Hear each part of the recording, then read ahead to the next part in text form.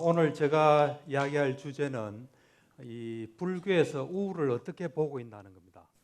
저는 이제 이 불교 정신 치료를 하는 그 정신과 의사 입장에서 제가 이제 매일 환자들 만나고 또 우울하신 분 만나면서 저 나름대로 이래 같이 환자들과 나누고 저는 뭐 이렇게 제가 이 강의하는 내용으로 이제 보고 봅니다. 보고 또 그렇게 생각하고. 근데 불교에서는 조금 염려되는 게 위로를 잘 안 합니다. 그게 제가 상당히 염려됩니다. 너무 좀 지혜를 강조하고 이렇기 때문에 그렇지만은 불교 부처님이 말씀하시는 건 확실합니다. 하면 그대로 됩니다. 되기 때문에 우리가 마음을 그쪽으로 향해서 자꾸 노력하면 결과가 그대로 나오기 때문에 아주 확실한 길이라고 저는 생각을 합니다. 그래서 이제 불교에서 어떻게 보느냐, 사실 우리가 이 어떻게 보느냐가 굉장히 중요합니다. 제가 볼 때는 정확히 보는 게 필요합니다.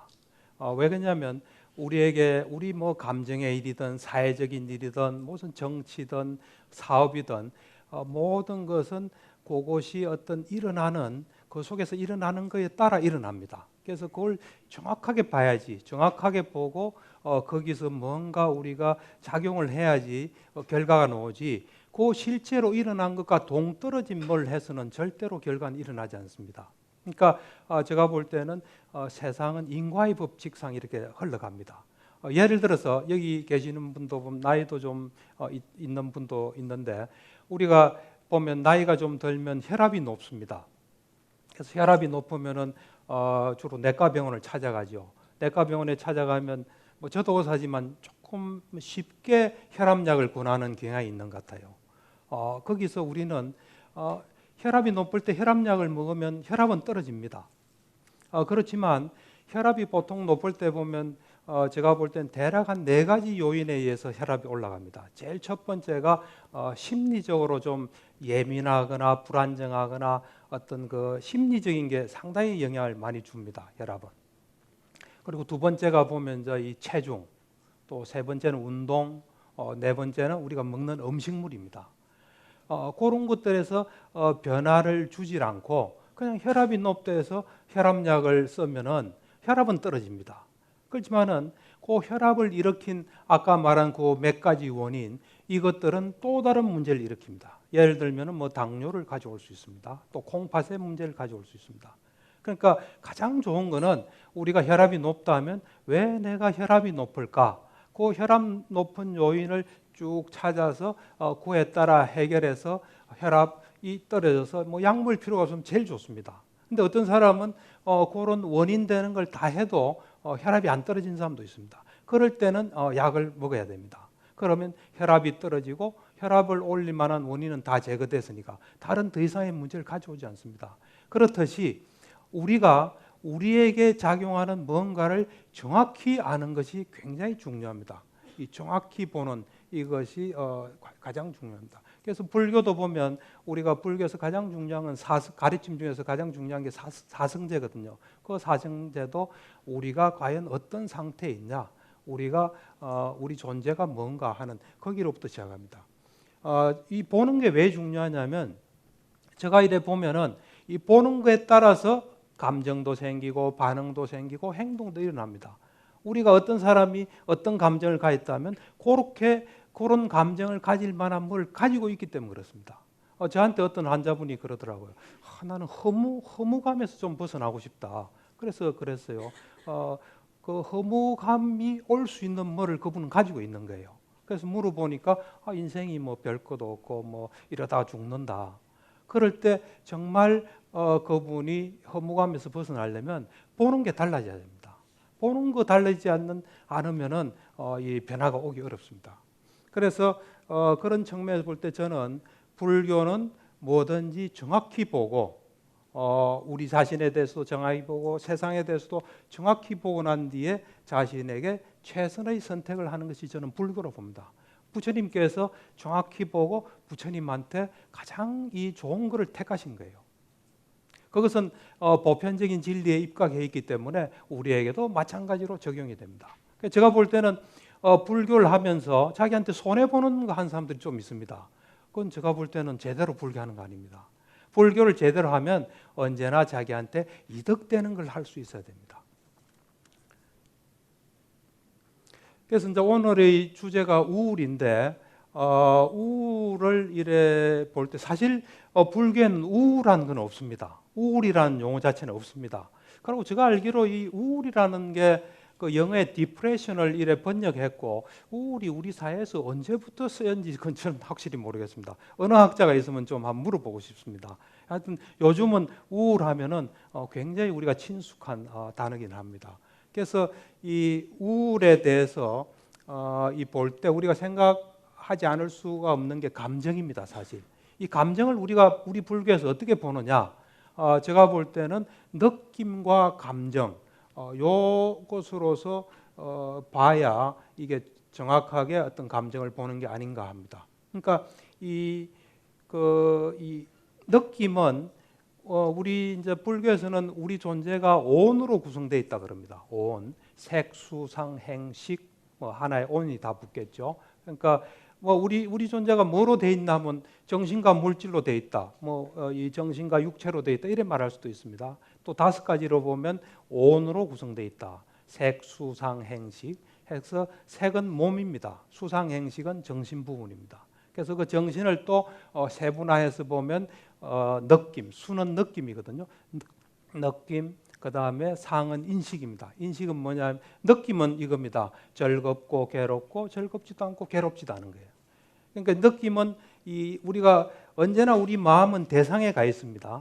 대상에 가 있는데 그 대상의 맛을 아는 걸 우리가 느낌이라 그럽니다. 그러니까 대상이 참 맛있다 그럼 즐거운 겁니다. 맛이 없다 하면 괴롭고 덤덤하다 하면 즐겁지도 않고 괴롭지도 않은 겁니다. 그에 비해서 요 감정 부분은 제가 볼 때는 행운에 넣을 수 있습니다. 행운. 그러니까 감정은 좋아하고 싫어하고 밀어내고 땡기고 이런 여러 가지 부분이 들어있는 부분이라서 행운으로 우리가 이야기할 수가 있습니다. 그래서 좀 더 불교적으로 보면 우리 존재를 이루는 필수적인 이 어떤 느낌의 어떤 부분과 또 우리에게 행운하면 주로 의지를 보통 이야기하지만 우리가 좋아하고 싫어하고 어떤 일으키는 것 이것은 다 행운이기 때문에 수온과 행운의 측면에서 말할 수 있지 않을까 생각이 듭니다. 그래서 이제 우리가 우울도 우리 정신에서 일어난 일입니다. 그래서 우리 정신을 이제 좀 더 정확하게 알 필요가 있습니다. 우리는 사실 우리가 이 손도 보면은 그냥 이 덩어리로서 이렇게 봅니다. 덩어리에서 보고 이 손이 언제나 그대로 있다고 생각합니다. 이 손이 변한다고 생각하는 사람 없을 겁니다.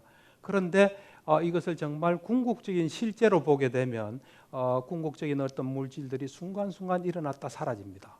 그 일어났다 사라지는 것을 우리가 통제할 수가 없습니다. 그래서 이것은 이 변하고 내게 아니고 또 그런 거를 그대로 이래 겪을 수밖에 없는 어떤 괴로움, 이런 괴로움에 대한 여러 가지 해석이 있긴 합니다만, 그래서 그런 것처럼 우리에게 중요한 어떤 정신 이것을 우리는 좀 더 있는 그대로 정확히 알 필요가 있습니다. 정확히 알지 못하면 예를 들어서 내가 손을 덩어리로서 보듯이 내가 지금 화가 났다 이러면 화난 것을 화났구나 그 정도만 알아서는 사실 화난 현상을 정확히 알지 못합니다. 또 화가 났을 때 우리한테 일어나는 영향을 정확히 알지 못합니다. 어떤 사람은 화났는지도 모르는 사람도 있더라고요. 보니까 그래서 내가 화났다는 걸 알면 거기서 멈출 수는 있겠죠. 그렇지만 그 정도까지는 좀 부족합니다. 우리가 정확히 정신현상이 어떤 속성을 가진지 우리가 정확히 알 필요가 있습니다. 그러려면은 사실 이건 조금 어려운 이야기입니다. 이에 대한 이야기는 우리가 이제 보면은 부처님 가르침에 그 아비담마라는 게 있습니다. 그 아비담마를 보면은 이 실제란 건 2가지가 있습니다. 관습적 실제가 있고 궁극적 실제가 있습니다. 관습적 실제란 건 우리 감각기관이나 그냥 우리가 이런 평소에 우리로서 느껴지고 보이고 이런 게 관습적입니다. 또 그러거나 우리가 이름을 붙인 거, 소남 이게 또 관습적인 실제입니다. 그에 비해서 궁극적인 실제는 뭐냐면 그것이 적어도 일어나서 사라질 때까지는 고유한 성질을 유지하면서 변하지 않는 어찌 보면 그 최소의 단위고 본질적인 겁니다. 그래서 이 궁극적인 실제가 있는데, 궁극적인 실제는 사실 네 가지가 있습니다. 불교에서는 물질이 있고요. 궁극적인 어떤 물질, 마음 부수, 그다음 열반이 있습니다. 그래서 물질, 마음 부수는 일어났다 사라집니다. 조건에 따라. 그렇지만 그 있는 동안은 고유의 성질을 유지합니다. 열반은 언제나 있는 것입니다. 그래서 그런 측면에서 볼 때 우리가 정말 정신이 어떤 것인지, 또 우리가 어떤 정신작용을 할 때 과연 무슨 일이 벌어지는지를 정확히 알려면 요 정신인식 과정이라는 걸 좀 아셔야 됩니다. 정신인식 과정을 알고, 요 정신인식 과정은 하나의 마음입니다. 마음이 일어났다 사라지고 일어났다 사라지고, 우리는 지금 그대로 존재가 유지되지 않는데 그렇지 않습니다. 우리는 순간순간 일어났다 사라지고 일어났다 사라집니다. 그럴 때 정신이 예를 들면 우리가 뭐를 보지 않습니까? 볼 때 주의를 기울여서 보겠다고 탁 하면 그때 이 눈에 안문에서 안문인식 과정이 시작됩니다. 안문 전향이라서 딱 보겠다는 의지가 있고, 그다음 안식, 받아들임, 조사, 결정, 속행 이렇게 일어납니다. 그래서 보면은 이 안문 전향, 안식, 받아들임, 조사, 결정은 다 기능만 하는 마음입니다. 그 다음에 속행이라는 게 이제 우리한테 영향을 줘요. 제가 볼 때는 이 속행에서 정신 장애가 생기고 안 생기고, 우울이 생기고 안 생기고가 결정된다고 저는 봅니다. 그래서 그 정신 인식 과정 하나하나의 마음에 그 마음과 마음 부수란 게 있습니다. 그래서 요 마음은 하나입니다. 그다음에 마음 부수는 마음의 기능을 하는 거라고 볼 수 있습니다. 그래서 그 마음 부수가 여러 개 있습니다. 이럴 때. 그럴 때 우리가 마음은 뭐 크게 나누면 유익한 마음과 해로운 마음이에요. 유익한 마음은 불교적으로 보면 탐진치가 없는 마음입니다. 지혜로운 주의를 기울였을 때, 뭘 볼 때, 지혜롭게 볼 때, 정확하게 볼 때 일어나는 마음이 유익한 마음입니다. 해로운 마음은 탐진치가 있는 마음이에요. 정확하게 보지 못하는 마음입니다. 탐진치가 있거나 어리석은 주의를 가지고 뭘 볼 때 일어나는 게 해로운 마음인데, 유익한 마음과 해로운 마음은 속행이 다릅니다. 속행에서 예를 들면은 유익한 마음이 일어난다. 그러면 기능만 한 마음들이 쭉 있습니다. 한 13가지 좀 있습니다. 있고, 그 다음에 어떤 탐진치가 유익한 마음 같으면 아름다운 마음 부수란 게 있습니다. 이 탐진치가 없는 마음에는 공통적으로 19가지가 들어 있습니다. 그 19가지는 보면 참 좋습니다. 예를 들면 믿음, 마음 챙김, 탐욕이 없음, 성냄이 없음, 평온하게 보는 거, 또 마음 부수들이 고요함, 이래서 가볍고 부드럽고 적합하고, 이런 쭉 좋은 것이 19개가 유익한 마음의 속행에는 일어나게 됩니다. 속행은 보통의 마음은 한 번 일어났다 사라지는데, 속행은 7번 일어납니다. 7번. 7번 일어나면서 그것들이 우리에게 영향을 줍니다. 그러니까 바로 우리한테 영향을 주기도 합니다. 왜냐하면 언제나 마음은 물질을 만들어냅니다. 그렇기 때문에 바로 영향을 주기도 하고, 그 다음에 우리가 남은 생, 이 생이 끝날 때까지 영향을 주기도 하고, 다음 생 쭉 이래 영향을 줄 수 있는 게 이 속행의 여기에 어떤 힌트가 있습니다. 그에 비해서 우리가 해로운 마음, 탐진치가 있는 마음, 이것을 탁 내게 되면 화가 난다든지, 또 모르는 것을 안다고 한다든지, 또 욕심을 낸다든지, 그런 마음이 되면은 해로운 마음 부수들이 쫙 일어나요. 아까 그 아름다운 마음 부수는 19가지가 공통인데, 이 해로운 이 마음은 4가지, 어떤 탐진치, 어떤 마음이든지 4가지는 공통적으로 있습니다. 무지한, 어리석음의 마음 부수가 있어요. 어리석다는 것은 보는 대상을 정확하게 못 본다는 겁니다. 그 다음에 부끄러움을 모르는 것. 부끄러움을 모른다는 건 내가 지금 나한테 해대고 도움 안 되고 나한테 손해보는 거 하면서 이걸 멈춰야지 하는 그런 부끄러운 마음이 안 든다는 겁니다. 그래서 계속 하는 거예요. 우리를 제어하는 장치가 없다는 겁니다. 그 다음에 이 두려움이 없는 마음입니다. 그걸 두려워하지 않는 마음이에요. 그 다음에 들뜬 마음. 우리가 뭘 이래 정확하게 차분한 마음으로 대상을 탁 이렇게 봐야 되는데, 대상에 이래 들떠서 흔들리는 겁니다. 이게. 그래서 이 모든 해로운 마음, 탐진치의 마음은 기본적으로 4가지를 이래 동반하고 있습니다. 그러면서 이제 탐욕의 마음 같으면 탐욕, 사견, 자만, 요 요 중에 이제 있게 됩니다. 그다음에 성냄의 마음 같으면 성냄, 인색, 질투, 후회. 우리가 후회하는 거, 참회하고 후회는 좀 구별해야 될 것 같아요. 후회하는 그것은 또 이 성냄의 마음이에요. 그다음에 이제 그 해태와 혼침이란 게 또 있습니다. 우리가 자극을 받아서 뭘 하게 되면 해태, 혼침의 마음 부수가 있고, 그다음 의심, 마음 부수가 있습니다. 그래서 우리가 이래 보면 있었던 일을 이래 생각하는 과거나 또 앞으로 올 거 미래 생각하면은 이 의문 인식 과정이 탁 시작됩니다. 내가 그때 그 사람이 왜 내한테 그랬지? 이런 마음이 딱 들지 않습니까? 그러면 그때 의문전향이 있고 속행이라는데 그거는 유익한 마음이 아닙니다. 해로운 마음입니다.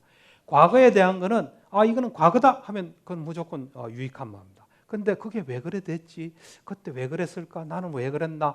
그 전부 다 요 해로운 마음으로서 아까 말한 그런 해로운 어떤 마음 부수들이 일어나는 속행이 일어나게 됩니다. 미래도 마찬가지입니다. 그래서 우리가 이 과거 미래를 자칫 잘못 생각하게 되면은 우리에게 안 좋은 일이 있게 됩니다. 그런데 이게 참 문제는 뭐냐면 요 정신 인식 과정이 엄청나게 많이 생긴다는 겁니다. 아비담마 책에 보면 1초에 최소 10만 번 일어납니다. 뭐 심한 경우는 1조 번 일어난다 그래요. 그러니까 우리 속에서 엄청난 게 일어납니다. 그것들이 결국은 업이 됩니다. 업이. 우리 마음 속에 우리는 그냥 화 한 번 냈기 때문에 괜찮다 이렇게 생각하는데 그게 그런 게 아닙니다. 사실 화를 한 번 내고 뭐 빨리 끝내는 건 좋습니다. 그런 측면에서 이래 뭐 표현해라 이런 건 좋은데 그런 걸 전혀 모르면서 화는 표현해야 된다, 표현해야 하는 게 좋다. 그게 좀 이 사회에 평배되어 있는 겁니다, 사실은. 그래서 그런 우리가 좀 그걸 정확하게 좀 알 필요가 있습니다. 그래서 제가 볼 때 우리가 이제 이 불교적으로 볼 때 우울이 마음 부수 이거로 볼 때 또는 이제 정신 인식 과정 마음 유익한 마음 해로운 마음 볼 때 우울은 여긴 제가 네 가지밖에 안 썼는데 그 기본 아까 제가 말한 이 해로운 마음에는 기본적으로 네 가지가 있다 그랬죠. 어리석음, 그 다음에 부끄러움 모르는 것, 두려움 모르는 것, 덜뜸. 이게 기본적으로 네 개가 있기 때문에 요 같이 붙어 있다고 볼 수 있습니다. 그래서 그 다음에 이제 누구의 자극을 받아서 내가 누가 옆에서 부추겨서 뭐 그래 됐다. 그래 되면은 해태와 혼침 부수가 들어가기 때문에 최소한 제가 볼 때는 10가지가 있는 겁니다. 그래서 우울과 관계된 마음 부수는 느낌의 마음 부수. 느낌은 이 기본적으로 언제나 있는 겁니다. 그래서 이 우울하고 관계된 것은 괴로운 느낌이에요. 우울한 사람은 괴롭습니다. 절대로 뭐 이 행복하고 이런 게 아닙니다. 그래서 느낌은 괴로운 느낌이 우울하고 관계된 마음 부수입니다. 그 다음에 우울이라는 것 자체가 이 성냄의 마음 부수가 기본으로 4개가 있습니다. 성냄, 그 다음 인색, 질투, 후회 하는데 제가 볼 때는 우울 자체는 요 성냄의 마음 부수에 해당됩니다. 그러면서 보통 우울 있는 사람이 남하고 비교해서 우울하는 경우가 많습니다. 남은 저래 잘 되는데 나는 왜 이랬나? 나는 왜 이래 살아야 되나? 이러기 때문에 기본적으로 약간 질투가 끼어들 수 있습니다. 그래서 우울에 관계된 마음 부수에 질투가 들 수 있고요. 그 다음에 우울한 거하고는 이 후회가 많이 들어갈 수 있습니다. 보통은 이제 내가 왜 그때 그걸 안 했나? 또 내가 그거를 왜 했나? 후회는 2가지 종류입니다. 하나는 내가 안 한 거에 대해서 왜 안 했나? 또 한 거에 대해서 내가 왜 했나 하는 그 2개가 들어갔는데 그래서 우울은 보면은 요 기본적으로 성냄, 질투, 후회 요쪽하고 어떤 괴로운 느낌, 아까 말한 4가지, 또 자극을 받았으면 2가지, 뭐 이렇게 볼 수 있다고 저는 봅니다. 그래서 이제 이 보면은 이제부터 상당히 이제 중요한 이야기입니다. 본론적인 이야기인데, 이 불교에서는 느낌과 감정을 조건이 되면 생겨놓고 봅니다. 우리는 내가 슬퍼했다, 내가 화냈다 하는데 저는 그렇게 안 봅니다. 슬퍼할 수 있는 조건이 되면 바로 탁 슬퍼집니다.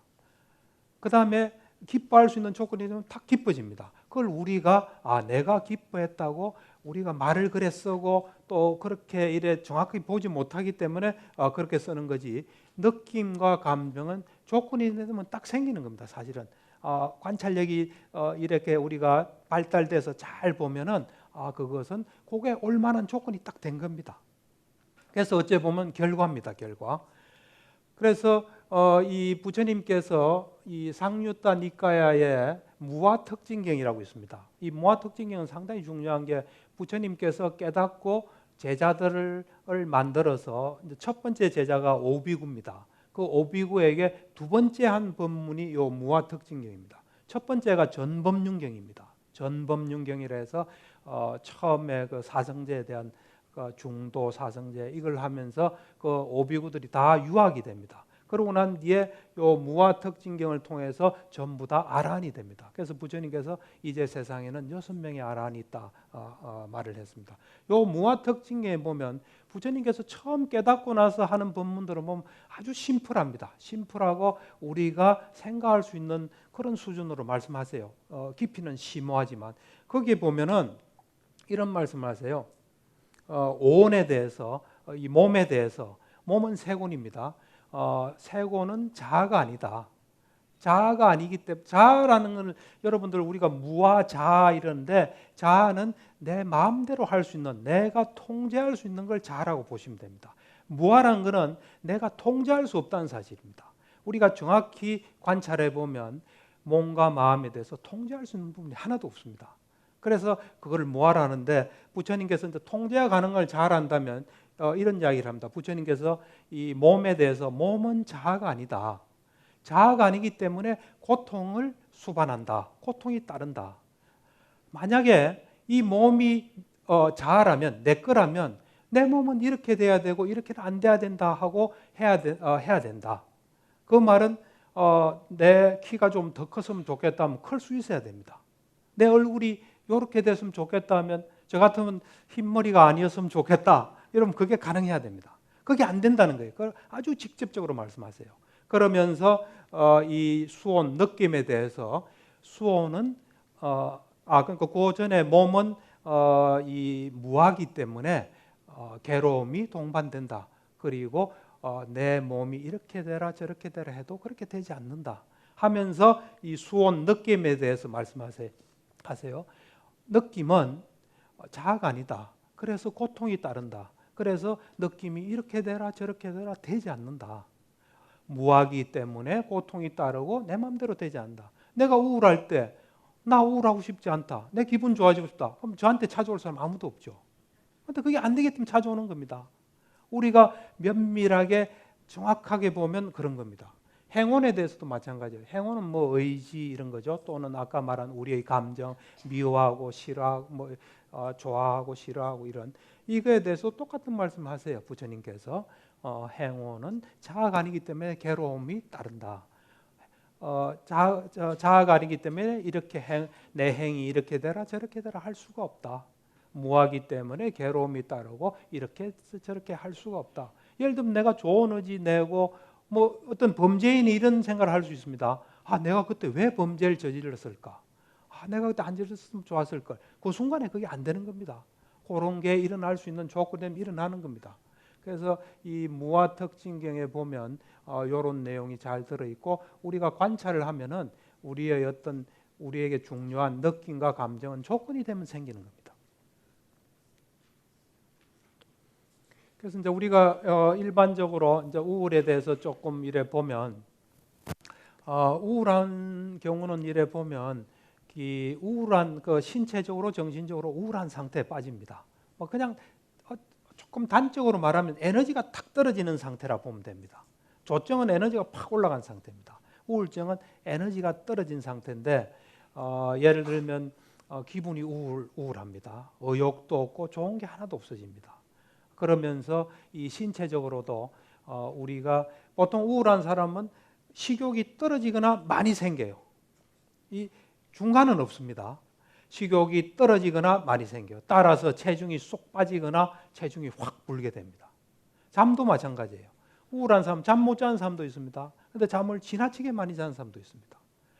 그리고 또 이게 피로감을 느끼고 에너지가 많이 이래 떨어진 그런 상태입니다. 그러면서 정신적으로 보면은 뭔가 이래 생각도 잘 할 수 없고 집중도 안 되고 그러면서 이제 부정적으로 생각하고 어떤 죽음도 자꾸 생각하고 자기가 무가치하고 여러 가지 그런 이제 상태에 있는데, 우리가 적어도 우울증이라고 진단을 붙이려면 한 2주 정도가 그 상태가 지속돼야 됩니다.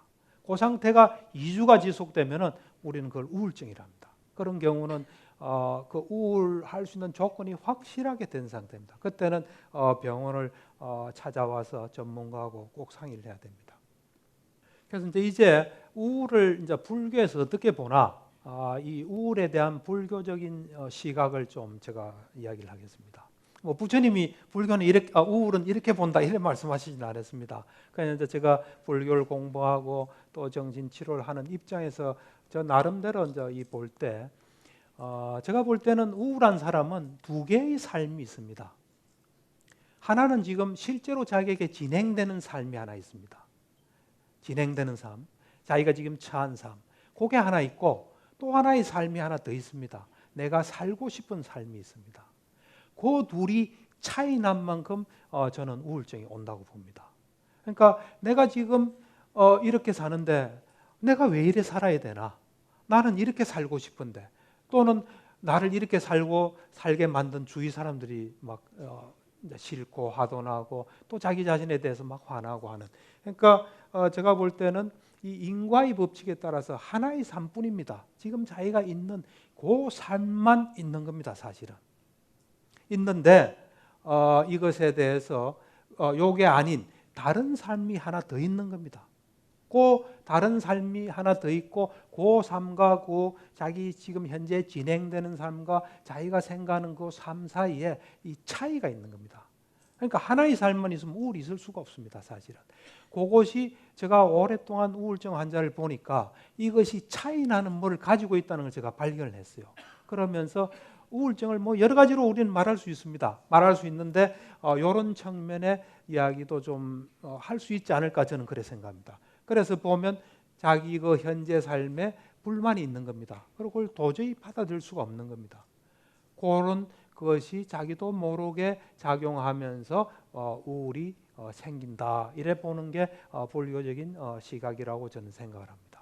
그래서 이제 우울을 보는, 그럼 어떻게 우울을 봐야 우리가 정말 바르게 보는 것인가? 이 바르게 보는 것이 이제 굉장히 중요합니다. 우리가 보면 사성제 또 보면 그 사성제에서 도성제가 이 정견으로부터 시작하거든요.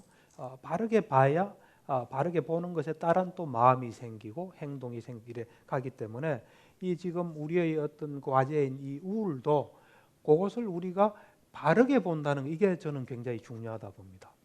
그래서 우울을 바르게 볼 때 이 두 개의 삶이 있지 않고 하나의 삶만 있도록 하는 게 중요합니다.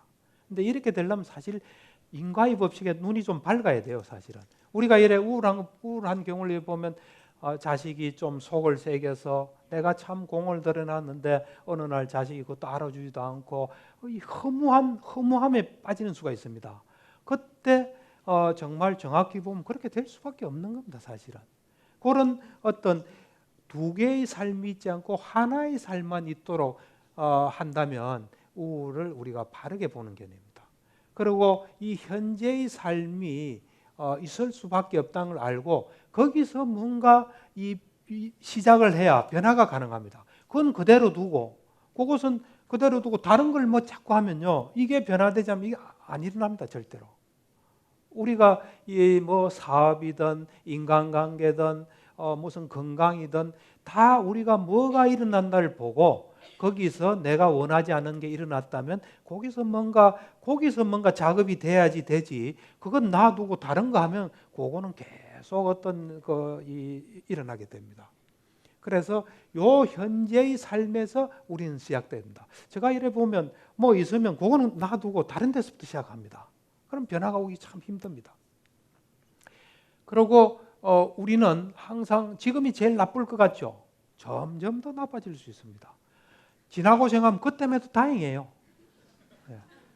그러니까 제가 이래 보면 참 안타까운 사람이 그 상황이 안 좋은 사람들이 옵니다. 그러면은 자살을 생각하는 사람이 있어요. 그 사람들은 참 안 좋은 게 자살도 하나의 탈출구입니다. 지금 상황이 나빠요. 나쁜데 그럼 나 죽으면 되지. 그래서 상황을 계속 악화시켜요. 예를 들면 주식 투자를 했습니다. 자기가 가진 돈 가지고 투자했어요. 그래서 그게 주식을 다 잃었어요. 그 다음엔 집을 재핍니다. 집을 재펴 또 투자하는데 어떤 마음을 가지냐면 이거 다 안 되면 난 죽으면 된다. 근데 사람이 죽기 쉽지 않습니다. 그리고 죽으면 아주 큰일 납니다. 우리가 살아있는 사람 자면 다음날 눈 딱 뜨죠. 죽으면 바로 딱 살아납니다.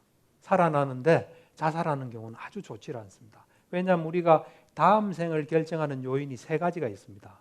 하나는 이 생에 내가 뭔가 한 겁니다. 이건 저 이야기가 아니고 부처님 이야기입니다. 맞지마니까에 놓은 이야기인데 이 생에서 우리가 한 게 다음 생에 영향을 줍니다. 그 다음 이 생 이전에 무수한 어떤 삶에서 있었던 게 또 영향을 줍니다. 마지막 죽음의 어떤 순간에 뭔가가 또 영향을 줍니다. 그런데 업들은 보면 우리가 무수한 업을 지었어요. 그 업들 중에 가장 강한 놈이 드러나는 겁니다. 그런데 우리가 이 자살하는 사람 보면 탐진치의 진이 엄청 강해요. 그럼 그 강력한 힘이 다음 생을 결정하게 되면 그 결과는 끔찍합니다. 그래서 그래서 제가 그런 분들한테 이야기하는 게 보통 괴로운 사람을 죽음 생각할 때는 딱 두 가지예요. 죽으면 끝이다 하면서 죽음을 생각하는 사람이 있어요. 그 다음 두 번째는 모르겠다 지금 내 괴로운데 이것부터 벗어나자 하면서 모르겠다 내지는 죽음 끝이다 해서 죽음에 대한 것을 그냥 무시하면서 막 이렇게 끝으로 질주합니다. 그래서 그런 경우에 제가 이런 이야기를 합니다. 죽음은 해결책이 절대로 아니다. 해결책이 아니니까 지금 이 상황보다 더 나빠질 수 있습니다. 이 상황을 어쨌든 잘 유지하십시오. 그러면서 올라갑시다 그래요. 올라갈 수 있는 길이 있습니다. 얼마든지. 그래서 올라가야 되는. 그래서 우리가 지금보다 추락하는 건 끝이 없다 그러지 않습니까? 더 나빠질 수 있습니다. 그리고 지금의 삶이 어쨌든 뭔가 일어날 만한 충분한 인과의 법칙에서 일어나기 때문에 그리고 나중에 볼 때 그것도 참 소중한 거다는 인과의 법칙을 하여튼 소중히 여기는 그런 자세가 필요합니다. 그래서 우리는 당연하다고 생각하는 게 굉장히 많습니다. 저만 해도 이렇게 건강에 강의하면 당연하다고 생각할 수 있습니다. 이 당연한 거 아닙니다. 아파가지고 이래 못 움직일 때 이렇게 움직일 수 있다면 굉장히 고마운 겁니다. 또 예를 들어서 뭘 잘못 먹고 막 설사가 며칠 나면은 어디 길거리 가기도 힘듭니다. 길거리 가면 화장실이 어디 있나 이래 확보해야 되거든요. 그래서 이렇게 건강하게 우리가 다닐 수 있는 것에도 굉장한 참 소중한 건데 이거는 당연하다고 생각해요. 그리고 이제 없는 거 생각합니다. 그때부터 불만이 시작되는 겁니다. 그래서 이 소중하게 생각하는 거. 지금 우리가 이 일이 있기까지도 그럴 만한 이유가 있는 거예요. 예를 들어서 내가 지금 어떤 아파트에서 따뜻하게 산다. 그러면 그것이 있기까지 과정이 있어요. 누가 돈을 벌어온 사람이 있습니다. 나도 기회했으면 그것도 있습니다. 그런 것들을 정확하게 인과를 보게 되면 그것을 소중하게 생각하고 만족하고 감사하는 마음이 듭니다. 그래서 제가 이 경전을 읽으면서 앙구타라 니카야일에 보면은 부처님께서 만족 이거를 굉장히 중요한 어떤 덕목으로 합니다. 그래서 그게 뭐 그래 중요할까 이런 생각인데 가만히 보니까 인과의 법칙에 대한 지혜가 있고 그것이 소중하다고 귀중하고 소중하게 생각할 때 만족이 오기 때문에 그건 정말 지혜로운 상태이기 때문에 이 만족이 중요할 수밖에 없습니다. 그래서 이제 아까도 얘기했지만 어떤 조건이 되면 어떤 상태가 됩니다. 이 우울이라는 것도 결국은 결과입니다. 결과. 우울은 우울이 있게 되는 원인에 의한 결과입니다. 그 결과에 대해서 어떻게 반응하느냐가 새로운 결과를 가져옵니다. 사실은. 우리는 결과를 통제할 수는 없습니다. 오게 한 힘이 있기 때문에 결과는 있는 겁니다. 거기에 대해서 우리가 어떻게 반응하느냐가 또 새로운 결과를 가져오는 겁니다. 저는 이래 보면 어떤 사람을 평가할 때 그 사람이 힘든 일이 있고 아프고 사업에 부도하고 그 사람 보고 저 사람 좀 시원찮다 잘못 살다 그래 판단 안 합니다. 그게 있을 때 어떻게 반응하냐 그걸 보고 그 사람을 판단합니다. 그 사람이 건강하고 자기한테 도움되는 게 한다면 그 사람은 건강한 사람이고 지혜로운 사람이고 또 그 사람의 미래는 보장된다. 그래서 우리가 어떤 무엇이 결과고 또 무엇이 원인인가 이거를 우리가 잘 봐야 됩니다. 그래서 이런 우울이 있을 때 해로운 마음이 작용해서 상황을 더 악화시키지 않도록 하는 게 중요합니다.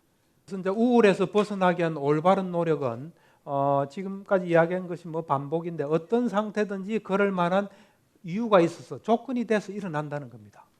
예를 들어서 그럴 때 우리가 우리를 자책하면 안 됩니다. 절대로. 또 주위에서 그 사람을 자책하면 안 됩니다. 자책한다는 건 또 욕심이 있는 거예요. 탐진치가 있는 겁니다. 잘못 보고 또 내가 그렇지 않은 상태를 바라는. 그러니까 우리가 정확하게 보면은 자책이 사라집니다.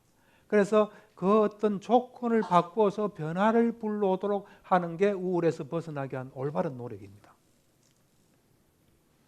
그래서 이때 우리가 이래 보면은 우리 마음은 우리 존재라는 것은 크게 딱 세 가지로 생각하시면 됩니다. 우리 몸이 있고 그 다음에 정신이 있고 정신은 언제나 어떤 대상에 가 있습니다. 그것이 우리를 이루는 어떤 구조입니다. 그 세 개가 우리를 언제나 이 셋 없이는 우리는 존재할 수 없습니다. 그럴 때 우리가 우울하다는 건 우울할 만한 대상의 마음이 딱 가 있는 겁니다. 그때 그것을 이 현재로 보통 돌아오는 게 제일 좋습니다. 아까 제가 탐진치가 있는 것은 해로운 마음이라 그랬죠. 탐진치가 없는 것은 유익한 마음이라 그랬는데 현재에 집중하는 마음은 유익한 마음입니다. 우리가 뭐 엄청난 지혜가 있어서 탐진치가 없는 상태가 되는 거 아닙니다. 현재 일어난 일에 딱 집중하면 유익한 마음이 됩니다. 그러면서 유익한 마음 부수들이 쫙 일어납니다. 그래서 요 우울할 때 우울할 만한 대상에 우리가 가 있어요. 예를 들면 내가 아침에 딱 일어났는데 기분도 우울하고 몸도 안 좋아요. 그러면 그때 하루를 어떻게 보내지? 그곳에 딱 가 있는 겁니다. 우울할 때 우울한 그것만 우울하구나 그러시면 됩니다. 그게 최선입니다. 그때 우리는 한 발짝 자꾸 더 나갑니다. 그래서 돌아오는 훈련을 합니다. 그러면서 우리가 지금 우울하면 아무것도 하기 싫습니다. 의욕도 떨어지고 몸 움직이는 거 힘들기 때문에. 그래서 너무 우울한 사람이 무리하게 할 필요는 없습니다. 그렇지만 내가 요건 좀 할 수 있다면 가능하면 하는 게 좋습니다. 왜냐하면 지금 할 수 없다는 건 할 수 없을 만한 어떤 상태 조건에 있는데 그때 내가 뭘 하면 또 새로운 조건이 일어나는 겁니다. 사실은. 그래서 예를 들어서 어느 방에서 어느 집에서 우울하면 밖으로 좀 나오는 것도 괜찮습니다. 이 방에서 저 방 가고 밖에 나오는 것도 하나의 변화를 주는 겁니다. 그래서 조건의 변화를 주는 건 필요합니다. 그래서 요게 이제 이건 상당히 좀 중요한 이야기입니다. 몸이 아플 때 마음이 안 아프도록 하고 그 다음에 마음이 아플 때 또 마음이 안 아프도록 하는 이 노력이 우리한테는 굉장히 중요합니다. 왜 그러냐면 몸이 아플 때 우울로 들어가는 경우가 꽤 많습니다. 우리가 이래 어떤 이 몸을 잘 못 움직이고 어떤 병 진단 받고 그러면서 기분이 이래 다운되는 경우가 많거든요. 그래서 이 몸이 아플 때 마음이 안 아프도록 하는 훈련을 하면 우리가 몸 아픈 것은 몸은 언제나 아플 수밖에 없습니다. 몸 한 번도 안 아픈 사람 없습니다. 태어나서부터 죽을 때까지 몸 한 번도 안 아픈 사람 없습니다. 몸은 아픈 겁니다. 근데 그 아플 때 마음이 같이 안 아프도록 하는 요게 이 몸이 아플 때 마음이 안 아프도록 하는 겁니다. 예를 들어서 제가 좀 설명을 하면 몸이 아플 때 마음이 안 아프다는 건 뭐냐면 몸이 뭘 잘못 먹었습니다. 그래서 막 속이 뒤틀리고 뭐 화장실에 가고 그럴 때 그냥 그 아픈 것만 딱 있으면 몸이 아픈 겁니다. 근데 이게 며칠이나 더 갈까? 내일 출근이나 할 수 있을까? 내가 왜 이래 됐나? 또 그 음식점이 뭘 잘못했지? 이거 다 몸이 아플 때 마음이 아픈 겁니다. 몸이 아플 때 마음이 아픈 겁니다. 이 보통 보면 몸이 아프면 짜증낸 사람 많아요. 그래서 집에 어떤 어른이 아프면 그 다음부터 애들은 눈치를 살살 봅니다. 아프면 화내니까요. 그런데 몸이 아프지만 마음은 평온하고 가족들이 전혀 신경 안 쓰는 사람이 되려면 요 훈련을 해야 됩니다. 요걸 어떻게 우리가 할 수 있냐? 요건 우리를 위해서 해야 되는 겁니다. 제가 해보니까 몸이 아플 때 소화가 안 될 때 편안한 마음으로 있는 게 회복 속도가 훨씬 빠르더라고요. 이거 언제나 할까? 이거 뭐 어떻게 됐지? 뭐 이래 하는 것보다 훨씬 우리한테 유리합니다. 해보시면 압니다.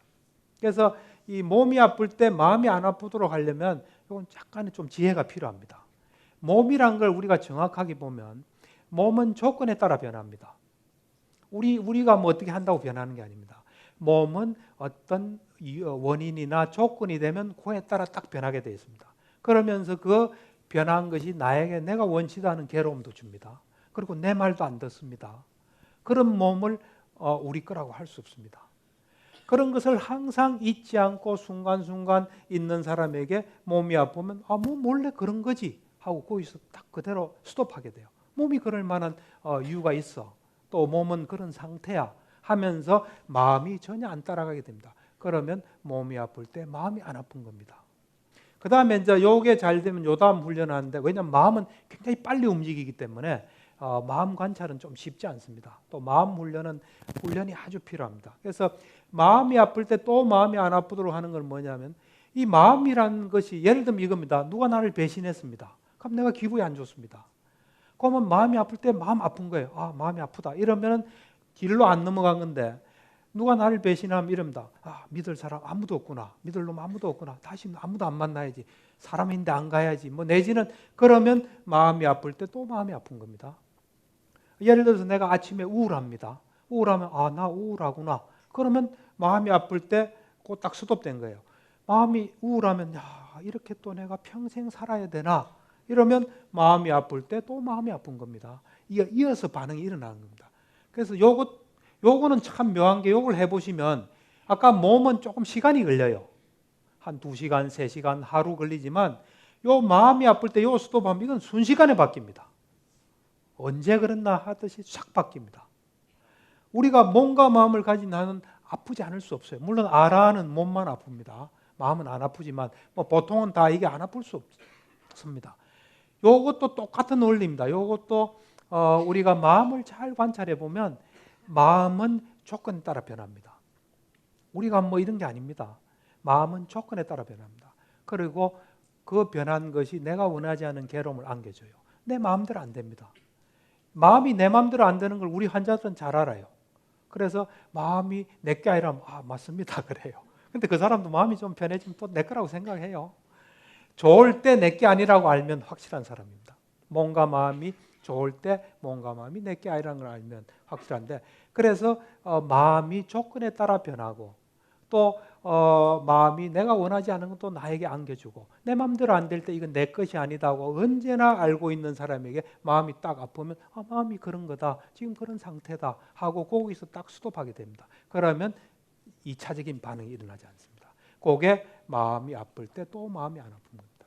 제가 볼 때는 이 올바른 노력이 제일 중요합니다. 사실은 아까도 얘기했듯이 우리가 어떤 상태에 빠진다, 처한다 하면 그렇게 될 만한 어떤 이유가 있는 겁니다. 그래서 거기에 변화를 해야 지금도 내가 거기서 벗어날 수 있고 다음에도 그런 게 안 생길 수 있습니다. 말하자면 근본적인 어떤 이 치유가 되는 겁니다. 감사합니다.